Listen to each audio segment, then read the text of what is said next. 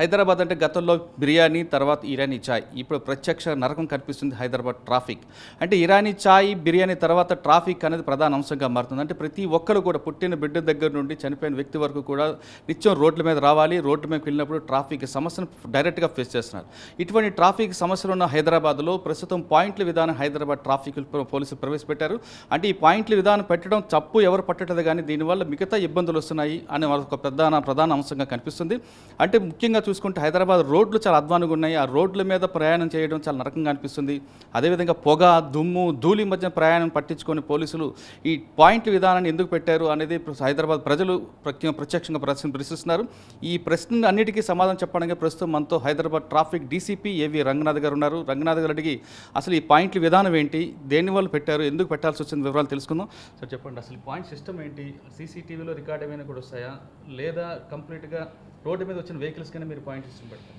ఇప్పుడు మీకు మనకి హైదరాబాద్ నగరంలో కానీ ఏ నగరంలో అయినా కానీ చూస్తే రెండు రకాల ఫైన్ వేసేటటువంటి విధానాలు ఉన్నాయండి అంటే చలాన్లు వేసేది ఇప్పుడు రెండు రకాల చలాన్లు ఎలా పడతాయంటే ఒకటి స్పాట్ చలానింగ్ సిస్టమ్ అని అంటారు స్పాట్ చలానింగ్ అంటే కనుక వ్యక్తిని ఎవరైతే వాహనదారుణ్ణి ఒక ఎస్ఐఓ లేకపోతే ట్రాఫిక్ ఇన్స్పెక్టరో రోడ్డు మీద ఆపి బాబు నీకు హెల్మెట్ లేదు నీకు ఇదిగో నీకు ఇది ఫైను అని చెప్పేసి ఒక టికెట్ ఇస్తాడు దాన్ని స్పాట్ చలాన్ అంటే స్పాట్లో ఆపుతాడు ఆ స్పాట్లో ఆపి అతనికి ఒక టికెట్ ఇస్తాడు కాబట్టి స్పాట్ చలానింగ్ సిస్టమ్ అంటారు రెండో వెరైటీ వచ్చేసి ఏంటంటే ఈ చలానింగ్ సిస్టమ్ అని అంటారు ఈ చలానింగ్ సిస్టమ్ అంటే ఏంటంటే ఫోటోలు తీస్తారు చాలా మనకి వందలాది సీసీ కెమెరాలు ఉన్నాయి ఇంతేకాకుండా చాలామంది మీరు చూస్తారు రోడ్ల మీద ఎక్కడన్నా కానిస్టేబుల్స్ కానీ లేకపోతే ఎవరన్నా ఏఎస్ఎల్ కానీ ఇట్లాంటి వాళ్ళు చాలామంది వాళ్ళ దగ్గర కెమెరాలు ఉంటాయి ఆ కెమెరా ఉన్నప్పుడు వాళ్ళు ఎవరన్నా సపోజ్ సిగ్నల్ రాంగ్ సైడ్ వెళ్తున్నారు లేకపోతే ఇట్లా హెల్మెట్ లేకుండా వెళ్తున్నారు అంటే టక్మని ఒక ఫోటో తీస్తారనమాట అంటే ఫోటో ఆధారితంగా చేసినటువంటి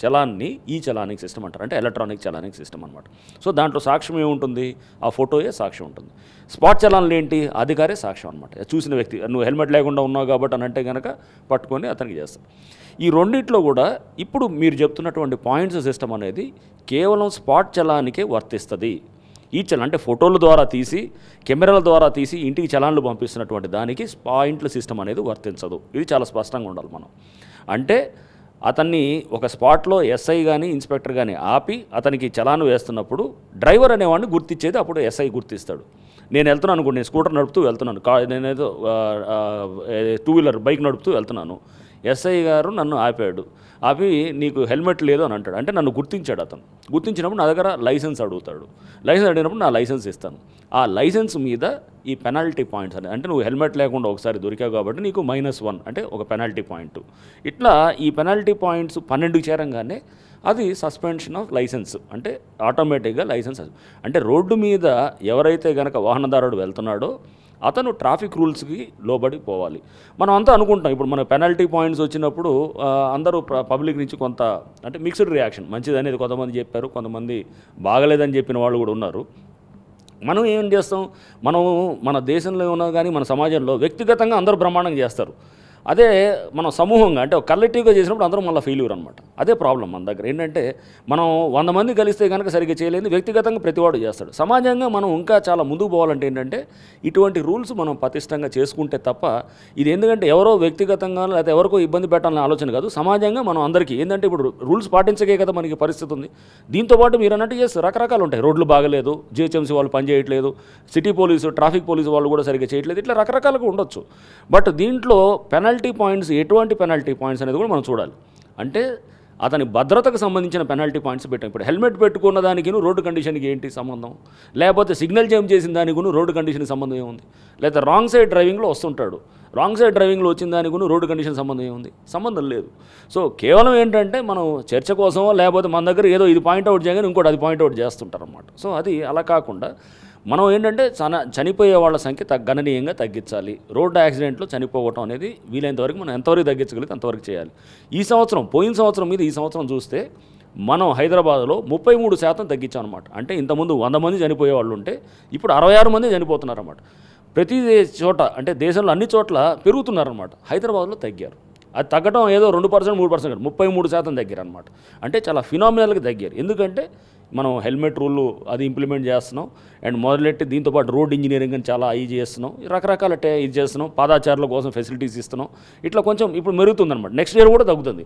ఇది ఒక స్టేబుల్ అయిన తర్వాత ఇక ఆటోమేటిక్గా ఇక అక్కడ అయిపోతున్నారు. చెప్తున్నారు పర్టికులర్గా రోడ్డు మీద పట్టుకున్నప్పుడు మాత్రమే లైసెన్స్ మీద పాయింట్ వేస్తారు. అసలు లైసెన్స్ లేకుండా వెహికల్ చాలా మంది డ్రైవ్ చేస్తున్నారు, వాళ్ళని మీరు ఏ విధంగా పరిశీలిస్తారు? రైట్ అండి, అది మంచి ప్రశ్న వేశారు. లైసెన్స్ లేకుండా వేసేవాడు ఉంటే ఆబ్వియస్గా అతను డైరెక్ట్గా ఛార్జ్ షీటే పడుతుంది, అతన్ని కోర్టులో ఛార్జ్ షీట్ వేస్తున్నాం.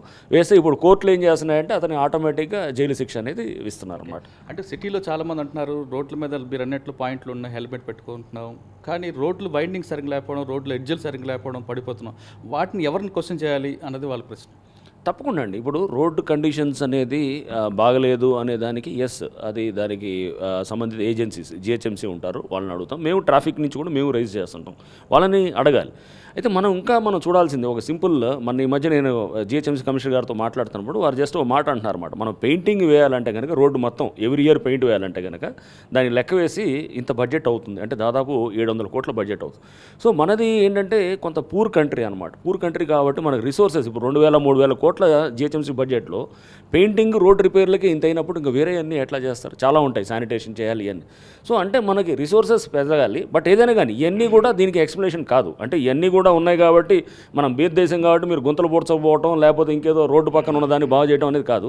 ఇది కూడా మన ఆలోచన దృష్టిలో పెట్టుకోవాలి. అంటే మనకి రిసోర్సెస్ తక్కువ ఉండటం మూలాన కొంత ఇబ్బంది ఉండొచ్చు. జిహెచ్ఎంసీ ఇప్పుడు నేను ట్రాఫిక్ పోలీస్గా నేను చెప్పొచ్చు, మీలాగనే జిహెచ్ఎంసీ వాళ్ళ మీద తోయొచ్చు, కానీ బట్ అక్కడ ఉన్న మన ప్రాబ్లమ్ను కూడా చూసుకోవాలి. ఫండ్స్ క్రంచ్ కూడా ఉంది. అన్నట్లు హైదరాబాద్ సిటీలో జిహెచ్ఎంసీ ఈ రోడ్లు నిర్వహణ చూస్తుంది, కానీ ఇప్పుడు హైదరాబాద్ సిటీలో ఇలాంటి రోడ్లు అంటే అధ్వానమైన రోడ్లు ఎన్ని ఐడెంటిఫై చేశారు, అంత రోడ్ స్పేస్ ఎంత తక్కువ ఉంది, ఈ ట్రాఫిక్ జంక్షన్స్ ఇలాంటివి ఎక్కడెక్కడ ప్రాబ్లమ్స్ ఉన్నాయని మీరు ఐడెంటిఫై చేశారు? అది నిత్యం జరుగుతూనే ఉంటుందండి. ఎందుకంటే ఈ కన్వర్జెన్స్ మీటింగ్స్ అని ఉంటాయి, ట్రాఫిక్ అట్లనే జిహెచ్ఎంసీ, నెక్స్ట్ ఇతర మెట్రో వాటర్ బోర్డు, మన వాటర్ బోర్డు వాళ్ళు, ఇంకా ఏది మెట్రో రైలు వాళ్ళు, హెచ్ఎంఆర్ హైదరాబాద్ మెట్రో రైలు, ఇట్లా అన్ని ఏజెన్సీస్ కూడా మీటింగ్స్ కన్వర్జెన్స్ జరుగుతుంటుంది. అది కంటిన్యూస్గా చేస్తుంటాం. దానికి ఒక సెల్ ఉంది మా దగ్గర, ట్రాఫిక్ సెల్ ఒకటి, ఇంజనీరింగ్ సెల్ అని అంటాము. వాళ్ళు ప్రతినిత్యం కూడా ఏంటంటే ఎక్కడెక్కడ రోడ్లు పాడైనా అది ఇమీడియట్గా ఐడెంటిఫై చేసి అది మీటింగ్లో పెడుతుంటాం. అంటే అక్కడ కమిషనర్ గారు అందరూ సీనియర్ ఆఫీసర్స్ అంతా ఉంటారు, వాళ్ళు ముందు పెడతాము. కింద లెవెల్లో కూడా ఎక్కడికక్కడ సర్కిల్ లెవెల్లో కూడా కోఆర్డినేషన్స్ జరుగుతుంటాయి, చేస్తుంటారు. ఇవన్నీ నిత్యం కోఆర్డినేషన్ కమిటీ జరుగుతున్న కొన్ని పర్టికులర్ ప్లేస్ అంటే just like model house, Panjagutta model house, గత కొన్ని సంవత్సరాలుగా వర్షం పడితే అక్కడ ట్రాఫిక్ జామ్, అలా విధంగా చాదర్ఘాట్, ఒలిఫెంట్ బ్రిడ్జ్, ఈ పర్టికులర్ లొకేషన్స్కి దాని పర్మనెంట్ సొల్యూషన్ కనిపిస్తుందా? ఉందండి. ఇప్పుడు మోడల్ హౌస్ దానికి కూడా లాంగ్ టర్మ్ సొల్యూషన్ చూస్తున్నారు. అయితే మనం చూడాల్సింది మీకు అదే, మనకేంటంటే ఒక ఇష్యూని చూడాలన్నప్పుడు దాన్ని ఓవరాల్గా మనం చూస్తే ఇప్పుడు ఎందుకు ఈ వాటర్ అంతా ఇట్లా డ్రైన్ అవ్వకుండా ఇట్లా మనకి ఈ వాటర్ లాగింగ్ అవుతుంది, అయినా కానీ ఏంటి జిహెచ్ఎంసీ పట్టించుకోవట్లేదు, ట్రాఫిక్ వాళ్ళు పట్టించుకోవట్లేదు అన్నప్పుడు దాని మూలాలకు ఒకసారి వెళ్దాం. మూలాలకు వెళ్ళినప్పుడు ఎందుకు ఇంతకుముందు ఉండేటటువంటి మీరు 80ల్లో 90ల్లో 2000 సంవత్సరంలో ఏదైతే కనుక మీరు ఇల్లులు చూస్తే కనుక కొంత వాటర్ వర్షం పడ్డా కానీ ఇంకేటటువంటి పరిస్థితి ఉండేది, భూమిలోకి ఇంకేదన్నమాట, అంటే పర్కులేషన్ ఉండేది. ఇప్పుడు ఏమైంది, ప్రతి ఇల్లులు కూడా ఫ్లాట్లు అయిపోయినాయి, ప్రతి చోట సిమెంటింగ్ చేసేసారు. అంటే వర్షం పడంగానే అది భూమిలోకి వెళ్ళకుండా పారుకుంటూ మళ్ళీ వచ్చేసి ఎక్కడ నాలాల్లోకి వస్తుంది అనమాట, అంటే డ్రైనేజీల్లో వాటిలోకి వస్తుంది. ఆ డ్రైన్లు అంటే ఇంతకుముందు కన్నా ఇప్పుడు పారేటటువంటి వాటర్ ఎక్కువైందనమాట. ఎక్కువ అవడంతో అదొకటి. నెక్స్ట్ రెండోది, నాలాలన్నీ కూడా ఇప్పుడు ఆక్రమించుకొని చాలా చోట్ల కూడా ఏంటంటే దాన్ని మొత్తం చిన్నదైపోయింది అనమాట. అందుకోసం కమిషనర్ గారు చెప్తుంటారు, జిహెచ్ఎంసీ కమిషనర్ గారు, మీలాగా నేను కూడా చూస్తున్నప్పుడు వాళ్ళు కూడా చెప్పడంతో 3 సెంటీమీటర్ల కన్నా ఎక్కువ వర్షపాతం కనుక హైదరాబాద్లో రికార్డ్ అయితే కనుక అప్పుడు వాటర్ అంతా కూడా డ్రైన్ అవుట్ అవ్వడానికి చాలా టైం పడుతుంది అనేది. అంటే ఈ ప్లేసెస్ ఏదైతే ఉన్నాయో ఇవన్నీ కూడా వాటర్ లాగింగ్ అవుతున్న ప్లేసెస్, వాటర్ లాగింగ్ మెల్లిగా అవుతుంది, అంటే అక్కడ ఏమీ ఇదని కాదు. కానీ బట్ ఈ నాళాల్లో వాటర్ పారుకుంటూ బయటికి వెళ్ళాలి కదా, ఆ నాళాలు చిన్నది అయిపోయినాయి, వర్షాధార ఎక్కువ అయిపోయింది. వర్షాధారం అంటే ఎక్కువ అంటే పారేటటువంటి వాటర్, ఇంతకుముందు భూమిలో ఇంకేది పోయింది, ఇప్పుడు అంతా కూడా సర్ఫేస్ రన్ ఆఫ్ అంటే పారుకుంటూ వెళ్ళేటటువంటి వాటర్గా ఎక్కువ ఉంది. సో దాంతో కొంత ఎక్కువ టైం పడుతుంది అనమాట. ఎక్కువ టైం బట్టి ఇంతకుముందు గంటలో నీళ్లు వెళ్ళిపోయేది, ఇప్పుడు 2 గంటలు పడుతుంది. దాన్ని కూడా అక్కడ డ్రైన్ అవుట్ చేయడానికి వాళ్ళు అక్కడికక్కడ చేస్తున్నారు. బట్ రకరకాల సమస్యలు ఉంటాయి అన్నమాట, ప్రాక్టికల్గా సమస్యలు ఉన్నాయి. బట్ డెఫినెట్గా మీరు ఇంతకుముందు వాటర్ లాగింగ్ ఏరియాస్ మేము ఐడెంటిఫై చేసాం, దాదాపు 140 ఏరియాస్ని ఐడెంటిఫై చేసాం. దాని మైనర్ వాటర్ లాగింగ్ ఏరియాస్, మేజరీ దాదాపు ఒక 25 లిస్టు ఇచ్చాం. దాంట్లో కూడా దాదాపు ఒక 15 దాకా వాళ్ళు వెంటనే చేశారన్నమాట. ఇంకో 10 వాటర్లో చేస్తున్నారు. ఇట్లా రకరకాలుగా జరుగుతున్నాయి అన్నమాట. సో దీనికి ఏది జిహెచ్ఎంసీ పట్టించుకోవట్లేదనో, ట్రాఫిక్ పోలీస్ పట్టించుకోవట్లేదు అనేది కాదనమాట. ఎప్పటికప్పుడు నిత్యం మేము కూడా వాళ్ళని రిక్వెస్ట్ చేస్తూ ఉంటాం. వాళ్ళు కూడా దీంట్లో పూర్తిగా నిమగ్నమై ఉన్నారు. సో అందరూ కూడా సిన్సియర్గానే ట్రై చేస్తున్నారు. బట్ సమస్యలు ఏంటంటే ఉత్తి జిహెచ్ఎంసీ ట్రాఫిక్ పరిధిలో లేని అంశాలు చాలా వస్తున్నాయి అన్నమాట. అవన్నింటిని కూడా వచ్చినప్పుడు మనం ఓవరాల్ ఒక థర్డ్ వరల్డ్ కంట్రీగా, అంటే ఒక డెవలపింగ్ కంట్రీగా, మనం అభివృద్ధి చెందుతున్న దేశంగా కొన్ని సమస్యలు వస్తున్నప్పుడు దాన్ని మనం తప్పకుండా సాల్వ్ చేసుకుంటూ వెళ్ళాల్సిన పరిస్థితి కూడా ఉందన్నమాట. అంటే ఫైనల్గా చెప్పండి, హైదరాబాద్లో 2 వీలర్ కానీ 4 వీలర్ కానీ హ్యాపీగా జర్నీ చేయాలి, ట్రాఫిక్ జామ్లో చిక్కుకుండా ఉండాలంటే మీ ఇచ్చే సలహా ఏంటి? హైదరాబాద్లో మీరు చాలా పెద్ద ప్రశ్న వేశారు, చాలా యక్ష ప్రశ్నలా ఉంది అది. సో అది దానికి కాకపోతే ఏంటంటే తప్పకుండా అదేంటంటే మన అల్టిమేట్ లక్ష్యం అది. ఫస్ట్ ఏంటంటే రూల్స్ పాటించాలి. అయితే ఓకే, రూల్స్ పాటించిన మాత్రం మీరు చేస్తారనేది ఒకటి నెక్స్ట్ రావచ్చు. దీనికి ఏంటంటే సిటీ ఎక్స్పాండ్ అవ్వాలండి. ఫస్ట్ థింగ్ అన్నిటికన్నా ఫోర్మోస్ట్ ఏంటంటే సిటీ ఇప్పుడు ఉన్నది మీరు చూస్తే కనుక ప్రతి ఇల్లు ఇప్పుడు ఒక చిన్న ఎల్ఐజీ ఇల్లు లేకపోతే ఎంఐజీ ఉన్న ఇల్లు, చిన్న ఇల్లు, అది ఒక 10 ఏళ్ల తర్వాత ఏమవుతుందంటే అక్కడ 10 ఫ్లాట్లు వస్తాయి అన్నమాట. అదే స్థలంలో ఫ్లాట్లు లేవుస్తాయి. లేచి అంటే ఇంతకుముందు ఆ స్థలంలో ఒక బైక్ ఉండేది, ఇప్పుడు 10 ఇల్లులు వచ్చేటప్పుడు 10 బైకులు వస్తాయి. వచ్చిన తర్వాత వాటర్ కూడా ఏమవుతుంది, ఇంతకుముందు రోజుకి 100 లీటర్ల వేస్ట్ వాటర్ ఇచ్చే వాళ్ళకి 10 ఇల్లులు ఉండేవాడు 1000 లీటర్ల వాటర్ బయటికి డిస్పోజ్. అంటే ఆ స్థలం మీద ఎక్కువ ఒత్తిడి పెరగడంతో అక్కడ వాహనాలు ఇబ్బంది పడతాయి. అంటే అక్కడ రోడ్డు మీదకి వచ్చే వాహనాల సంఖ్య గణనీయంగా పెరుగుతుంది. వాటర్ అంటే శానిటేషన్, డ్రైనేజ్ ఇవన్నీ కూడా చాలా ఇబ్బంది అవుతుంది. సో దీనికి బట్టి మనం చూడాల్సిందంటే సిటీని విస్తీర్ణం చేయాలి, అంటే ఎక్కువ ఎక్స్పాండ్ అవ్వాలి. ఎక్స్పాండ్ అవ్వాలంటే కనుక ఉదాహరణకి ఈ మధ్య మేము కెనడాకి వెళ్ళాం. టొరంటో నగరం అది 25 లక్షల మంది జనాభా ఉంటే దాని విస్తీర్ణం 3000 చదరపు కిలోమీటర్లు.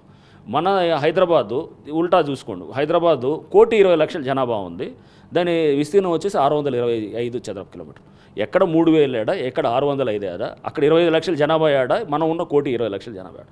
సో సమస్యలు ఉన్నాయన్నమాట. సో మనం సిటీని విస్తీర్ణం చేయాలి. పబ్లిక్ ట్రాన్స్పోర్ట్ అంటే ప్రజా రవాణా బాగా పెరగాలి. ప్రజా రవాణా పెరిగి అది ఏంటంటే ఎక్కడున్నా కానీ కూడా ప్రజా రవాణాలో నేను మెట్రో ఎక్కగానే వెంటనే నేను 5 నిమిషాలు నా ప్లేస్కి వెళ్తానో, బస్సు ఎక్కుతానో, ఇటు పెరిగితే కనుక సమస్యలు ఈ ప్రతి వాడు ఏంటంటే బైకులు కొనుక్కోవడం, కార్లు కొనుక్కోవడం, ఎందుకంటే ట్రాఫిక్ సమస్యలు ఉంది. ఇప్పుడు ఇందాక అదే మనం మాట్లాడుతూ అనుకుంటున్నాం కూడా ఏంటంటే ఇప్పుడు ఉన్న ప్రతి ఇల్లు కూడా ముందు అది ఫ్లాట్స్ అయ్యేటటువంటి ఛాన్స్ ఉందన్నమాట, ప్రాస్పెక్ట్. ఇప్పుడు ప్రతి చిన్న ఇల్లు కూడా ముందు ఫ్లాట్స్ 10 ఏళ్ల తర్వాత బైక్ ఉన్న ప్రతి ఓనర్ కూడా ఒక 10 ఏళ్ళకి కారు కొనుక్కుంటాడు. సో ఇప్పుడున్న బైకులన్నీ కూడా రేపు కార్లు అయిపోతాయి. హైదరాబాద్ నగరం ఇంకా ముందు ట్రాఫిక్ పరంగా ఇంకా ఇబ్బందుల్లోకి వెళ్ళడానికి ఆస్కారం ఉంది.